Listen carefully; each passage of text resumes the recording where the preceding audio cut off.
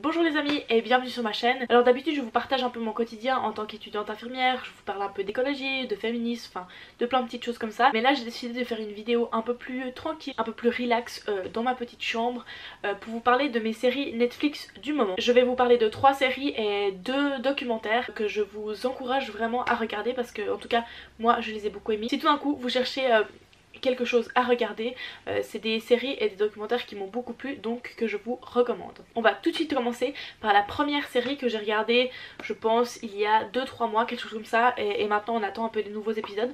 Je dis on parce que je la regarde avec mon copain Lino. C'est la série The Good Place. Je ne sais pas comment j'ai fait pour vivre aussi longtemps sans la connaître. Je l'ai vue quelques fois sur Netflix, je l'ai vue apparaître tout ça, je me suis vraiment jamais intéressée parce que j'ai l'impression que je n'en avais jamais entendu parler avant. Une fois un peu pour rigoler, on avait fini je crois How I Met Your Mother, je sais plus quoi, on voulait vraiment un sitcom, un truc un peu drôle et tout ça. Du coup on a essayé avec Lino et en fait c'était la découverte du siècle. Vraiment une série très drôle, donc c'est sous la forme de petits épisodes de 20 minutes. C'est l'histoire en fait de Eleanor Shellstrop qui en fait au début de la série elle meurt et elle se retrouve à The Good Place et du coup elle apprend qu'il y a un good place et un bad place et du coup qu'elle a été classée dans le good place. Sauf qu'en fait elle fait un peu une enquête parce qu'elle comprend pas vraiment pourquoi elle était là, parce qu'on voit un peu son passé, on se rend compte que c'était pas vraiment une très bonne personne, si ça veut dire vraiment quelque chose. Bref, du coup elle va un petit peu devoir faire semblant d'être une bonne personne et du coup elle va rencontrer un autre personnage qui s'appelle Chidi, et en fait ce Chidi va lui donner des cours d'éthique en fait et de philosophie. Elle va créer aussi plusieurs autres liens avec des autres personnages à The Good Place. Ils vont un peu devoir faire une enquête sur cet endroit et comprendre pourquoi ils sont là un peu tous ensemble, et c'est vraiment très humoristique, très absurde et en même temps ça explique quand même les plus grandes philosophies de manière très schématique, très concrète et très simple à comprendre, et du coup en même temps tu rigoles, tu comprends pas trop ce qui se passe et tout ça, et en même temps ça t'apprend 2-3 choses sur une certaine philosophie par épisode. J'avais un petit peu peur de pas m'attacher au personnage parce que au premier abord c'était pas forcément le cas, et en fait au fil des épisodes vraiment de plus en plus, et il y a des retournements de situation, plein de choses comme on aime dans les séries. C'est vraiment une série que je recommande et que je m'attendais pas du tout à ce que ça soit aussi bien, et c'est vraiment extrêmement drôle, très absurde et en même temps très informatif. Je vous la recommande. La deuxième série dont je vais vous parler, c'est la série Gotham. Alors je vous arrête tout de suite, ne prenez pas peur, si vous n'êtes pas fan de super-héros ou de DC Comics, ce n'est pas grave. Donc oui, ça se passe au temps où, dans la première saison en tout cas, Bruce Wayne il est petit, et c'est le premier épisode ça se passe au moment où ses parents meurent, mais ça va pas l'histoire se focalise pas du tout sur ça, mais plutôt sur Jim Gordon qui est le détective qui enquête sur la mort des parents de Bruce Wayne. Et en fait c'est plus une série policière. Alors évidemment si vous connaissez l'univers, vous allez reconnaître des personnages, vous allez reconnaître des méchants. Moi qui connais pas vraiment, ça me passe un peu complètement au dessus.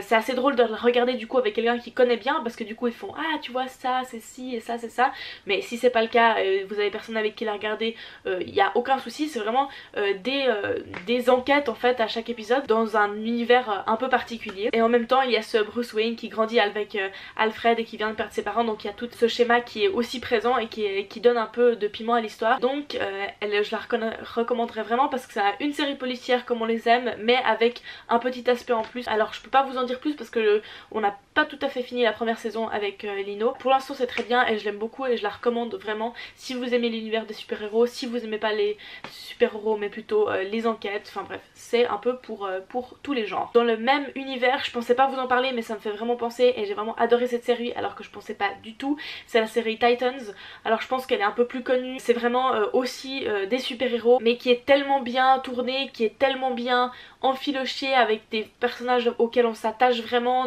d'âge vraiment différents, donc moi ça m'a fait énormément apprécier, même si je suis pas à la base une personne qui est fan de l'univers Marvel ou DC Comics. Ça c'est encore une série que je peux vous recommander. Et comme troisième série, enfin j'en ai dit 4 du coup, mais comme troisième série dont je voulais vous parler, dans un tout autre univers, c'est la série Call the Midwife. Ça se passe dans les années 50 à peu près. Maintenant il y a pas mal de saisons, donc les années passent au fil du temps, mais environ au milieu du 20e siècle. On suit Jenny qui va s'installer dans un couvent où vivent aussi les sœurs qui étaient à l'époque des sages-femmes, des infirmières sages-femmes si vous voulez, et c'est dans un quartier un peu défavorisé de Londres. Donc cette Jenny avec 3-4 autres sages-femmes qui ne sont pas des sœurs vont voilà, devoir faire leur vie dans ce milieu. Elles sont toutes jeunes, elles veulent aussi sortir, vivre, s'amuser, mais aussi elles sont confrontées aussi à une réalité très dure des milieux plus défavorisés des quartiers de Londres, et du coup elles doivent suivre des mères qui ont très peu de moyens, des situations d'hygiène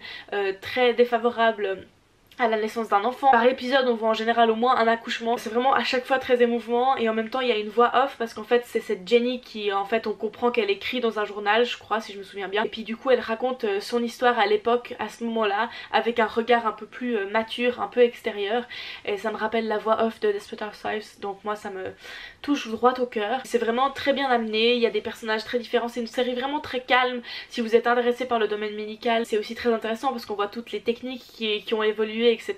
J'ai vraiment les oreilles très rouges. Si vous êtes intéressé un petit peu par ce milieu, si vous êtes intéressé par les années 50, si vous êtes intéressé par le milieu médical, sage-femme et tout ça, et en même temps évidemment il y a des petites histoires d'amour, des petites querelles, etc.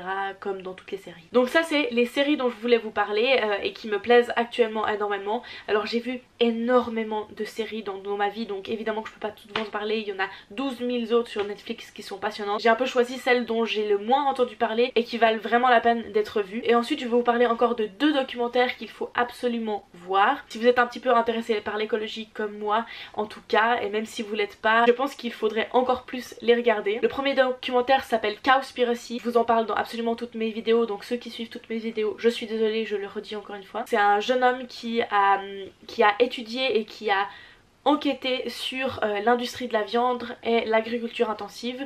Donc si vous voulez apprendre plus sur les conséquences de l'agriculture intensive, de l'élevage, de notre consommation de viande, si vous voulez apprendre comment et pourquoi manger de la viande et du poisson c'est un désastre écologique, je vous invite vraiment à aller regarder ce documentaire. Il vous donnera des chiffres, il vous donnera des explications, il vous donnera tout ce dont vous avez besoin pour comprendre les enjeux dans lesquels on est actuellement, dans la crise écologique qu'on est actuellement. Moi ça m'a ouvert complètement les yeux, même si je savais, ça m'a donné des précisions au niveau des chiffres, au niveau des explications et comment répondre à certaines personnes. Donc voilà, c'est très informatif, très bien filmé et en même temps voilà, très prenant. Sur le même thème mais pas vraiment, c'est toujours sur le domaine de l'écologie mais au niveau du textile, c'est le documentaire The True Cost, le véritable prix en français. C'est un documentaire sur l'industrie du textile et la fast fashion.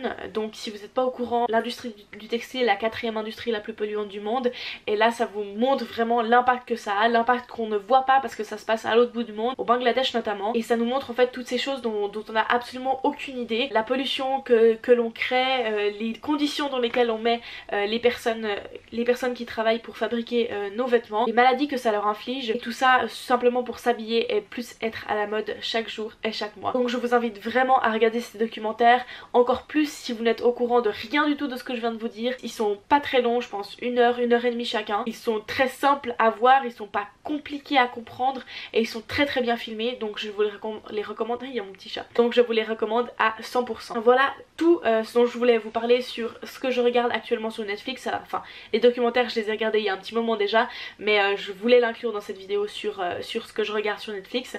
J'espère que ça vous aura plu, que ça vous donnera des idées un peu constructives. Moi je sais que j'ai cherché souvent des vidéos comme ça parce que j'étais un peu en panne d'inspiration sur Netflix. En tout cas j'espère que ça vous a plu.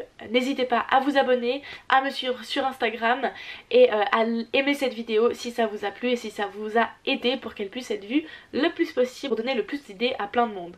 Voilà, je vous embrasse et je vous revois tout bientôt pour une nouvelle vidéo. Je vous aime fort.